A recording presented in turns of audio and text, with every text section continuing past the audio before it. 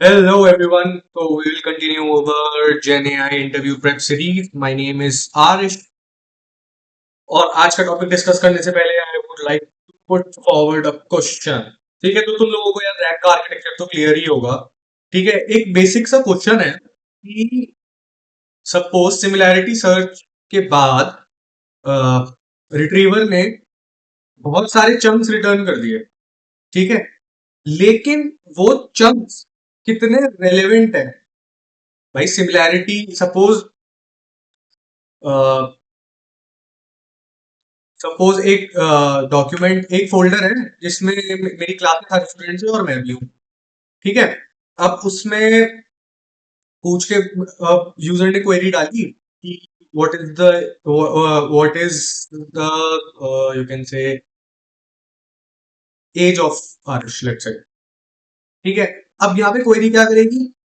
आरिश पे similarity search लगाएगी, आरिश को लेके बेसिकली समझाने के लिए समझा रहा हूँ यार। ठीक है, और एज पे लगाएगी।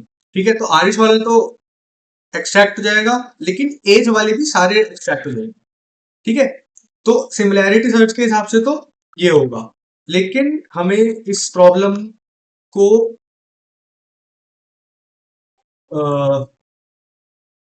रेक्टिफाई करना है, जिसके लिए हम क्या यूज करेंगे? री रैंकिंग। तो क्वेश्चन है व्हाट इज री ranking in rank and why might it improve answer quality. ठीक है, तो देखो डेफिनेशन क्या है? A second stage relevance score step applied after the vector dB retrieves an initial top case set. ठीक है, अ री-रैंकर model scores those candidates more precisely against the query, pushing the most relevant chunks higher and filtering out weaker matches. ठीक है, तो सबसे पहली बात तो री रैंकिंग होती कब है? जब टॉप के चंक्स रिट्रीव हो जाते हैं। जब रिट्रीवर जब रिट्रीवर टॉप के chunks based on similarity score उठा लेता है। ठीक है, उसके बाद री रैंकर मॉडल उन चंक्स को रैंकिंग देता है और फिर उसमें से let's say most chunks ranked on most priority, वो हम आगे एज अ कॉन्टेक्स्ट एलएलएम में पास करते हैं। ठीक है, vector DB retrieval by encoder. ठीक है, fast approximate similarity search return for initial top K candidate chunks. ठीक है, ये वेक्टर डीबी रिट्रीवल है जिसमें बाय एनकोडर यूज किया है। फिर री रैंकर मॉडल हमने यूज किया, cross encoder jointly encodes query plus each chunk together for a far more precise relevance score. ठीक है, reordered and filtered chunks. Most relevant chunks are pushed to the top. Weak matches are dropped before hitting the LLM. ठीक है, एक example भी दिया हुआ है, what are the health benefits of turmeric before re ranking, सिर्फ similarity search के ऊपर। Turmeric has bright yellow. What are the health benefits of turmeric? Turmeric has a bright yellow color, which is used in cooking. Turmeric plants grow in South Asia's tropical climate. ये क्या है भाई? Curcumin in turmeric has anti-inflammatory properties. ठीक है, turmeric में reduce joint pain and support immunity. ठीक है, और आफ्टर री रैंकिंग ये देखो, टर्मरिक में reduce joint pain and support immunity and these.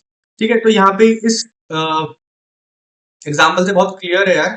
ठीक है, री रैंकर सबसे इंपॉर्टेंट है। री रैंकर क्या करता है, वो तुम वर्ड से ही याद हो जाएगा तुम्हें कि री रैंकर चंक्स को री रैंक करता है।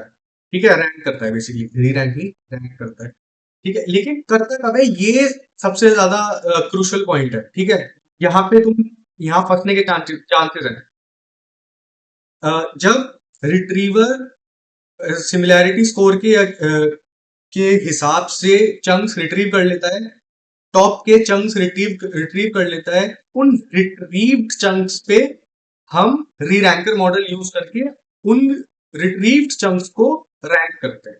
ठीक है, और फिर मोस्ट रिलेवेंट चंक्स जो कि री रैंकर मॉडल फाइंड करता है, most relevant chunks are pushed at the top and the least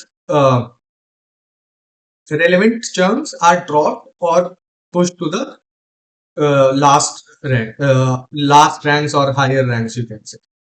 ठीक है, तो that was all about the एक सेकंड इंटरव्यू टिप पे पढ़ लेते हैं। The initial retriever uses a binary encoder, query and chunks are embedded separately। हाँ ठीक है।